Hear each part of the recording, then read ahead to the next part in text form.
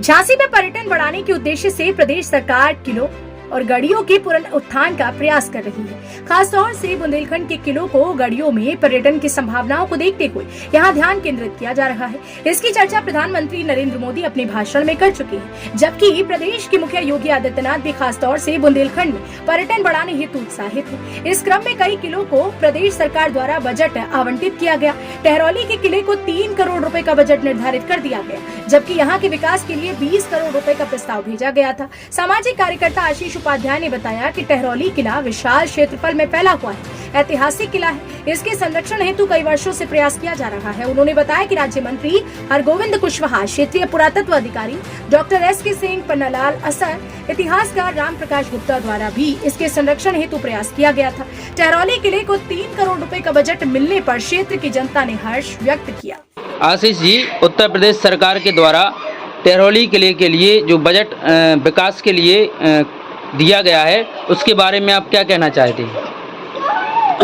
सबसे पहले तो हम लोग टहरौली क्षेत्र की जनता की तरफ से प्रदेश सरकार को बहुत बहुत धन्यवाद ज्ञापित करना चाहते हैं कि हमारा बहुत अच्छा किला है, टहरौली का बड़ा विशाल किला है और बड़ी उसकी ऐतिहासिक महत्वता है। तो लगातार हम लोग प्रयास कर रहे थे, मांग उठा रहे थे, लगातार हमारे टहरौली के लोग कोशिश कर रहे थे कि हमारे किले को संज्ञान में लिया जाए। तो मैं बहुत बहुत धन्यवाद ज्ञापित करना चाहता हूं प्रदेश सरकार का और माननीय मुख्यमंत्री योगी आदित्यनाथ जी महाराज का कि उन्होंने इस ओर ध्यान दिया और आज हमारे टहरौली किले को 3 करोड़ रुपए मिले हैं। मैं उसके अलावा धन्यवाद ज्ञापित करना चाहता हूं टहरौली की जो संस्था है, जो लगातार सामाजिक काम करती रहती है, जन जागृति समिति। इसके अलावा मैं धन्यवाद ज्ञापित करना चाहता हूँ माननीय हरगोविंद कुशवाहा जी, जो लगातार उन्होंने प्रयास किया है इस किले के लिए, विकास के लिए। इसके साथ ही डॉक्टर एस.के. दुबे जी, जो तत्कालिक पुरातत्व अधिकारी थे, जिन्होंने इस बात को आगे प्रदेश सरकार में रखा है।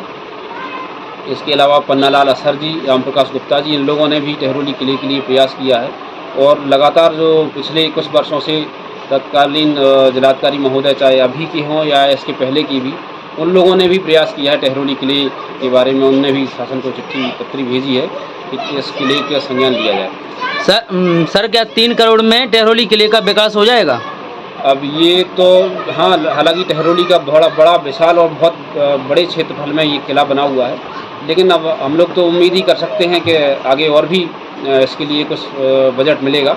कम से कम शुरुआत इस बजट से हो जाएगी। कम से कम वहाँ लोग पार्क डेवलप हो जाएंगे, लोग आना शुरू कर लेंगे, घूमने जाना शुरू कर लेंगे, तो इतना तो हो जाएगा। हम लोगों को अभी खुशी है और आगे हम लोग भी प्रयास करेंगे। आगे जनप्रतिनिधियों से, अपने माननीय विधायक और माननीय सांसद और जनप्रतिनिधियों से अपील करेंगे कि इस किले को संज्ञान में लिया जाए।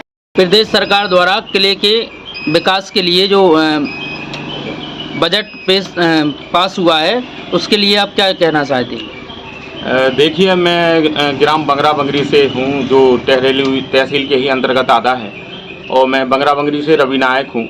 और ये हमारी क्षेत्र की धरोहर है, जो किला है टहरौली का, निश्चित रूप से सरकार के संरक्षण में ही होना चाहिए। और हम लोग लगातार प्रयास करते रहे कई महीनों, कई सालों से।